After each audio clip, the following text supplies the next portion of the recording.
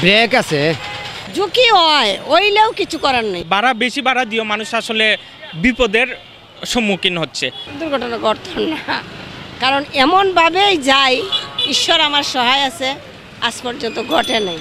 ভাড়া সাধারণ রিক্সার চেয়ে ওদের ভাড়ার পরিমাণটা বেশি, ওরা ভাড়া বেশি নেয়, দ্রুত গতিতে যাবে বলে। ভাড়াটা কম নেওয়া হয় না, আমি পাই না যখন আমি তার যত ভাড়া মূল্য 1 টাকাও সে বেশি নেয় না। এই বাংলাদেশের মাঝে সিলেট হইল সবচেয়ে রিক্সা ভাড়া বেশি, অটো আর পেডেল হোক দুটোও তো বেশি, কোনো লিমিট নাই, আনলিমিটেড কারবার। আর উল্টা উল্টা মাত কথা মাতে মানুষের উঠে বুঝলে উঠো না হইলে যাও। আমরা জন্মর পর থেকে দেখে এরকম ফায়ার রিক্সা চলের অ্যাক্সিডেন্ট তেমন একটা দুর্ঘটনা না, এগুলো তো মানে বলার বাইরে দুর্ঘটনার মানে কবলিত জিনিস।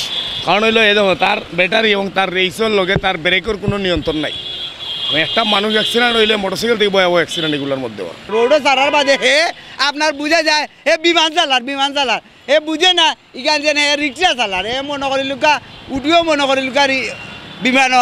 আমারও তো এমন একটা অবস্থা, বাচ্চাটা টেনে পড়ে এসএসসি পরীক্ষার্থী, আমাদের যে একটু 5 মিনিট আগে নেয়, আমরা মনে করি যে তাও আমার মেয়েটা 2 মিনিট আগে একটা প্রশ্ন বুঝলো বা জানলো।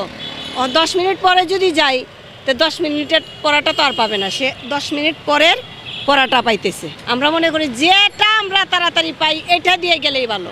জনবহুল মারাত্মক, কারণ এরা কোনো ডিসিপ্লিন জানে না। দেখা গেছে হে অনো খারাইতো বা হে ও আমি সামনে গেছি হে ব্রেক করতো বা হে আমি অনো গেছি ব্রেক করি পরে ছাড়তো, এই ধরনের কিছু জানে না।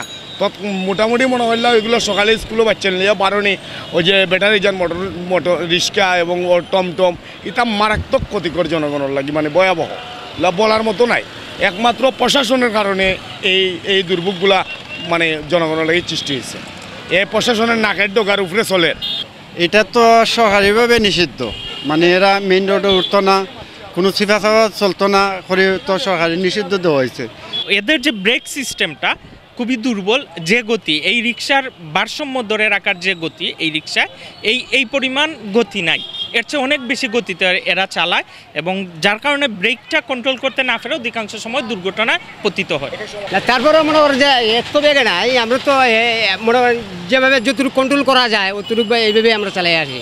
এর সমাধান হচ্ছে যদি ব্যাটারি চালিত রিক্সা, আমরা আসলে এমনিতেই বিদ্যুতের ক্রাইসিস দেশে, এইগুলা যদি আসলে বন্ধ করা যায় সবচেয়ে ভালো, আমাদের বিদ্যুৎটাও হয় আর সেভ থাকে।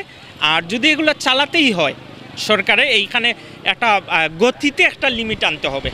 গতিতে যদি আমরা লিমিট না নিয়ে আসি তাইলে প্রতিনিয়ত দুর্ঘটনা ঘটবে এবং এমনও সময় দেখা যায় আমরা যারা বিভিন্ন গাড়ি দিয়ে সিএনজি বা বাইক দিয়ে বিভিন্ন সময় যাতায়াত করি, এই রিক্সাগুলো তাদের চেয়েও দ্রুত গতিতে রাস্তায় চলাফেরা করে। আর ওয়ান ওয়ে রোড ফেলে তো কথাই নাই ভাই, এটা ছোটোখাটো একটা উড়োজাহাজ।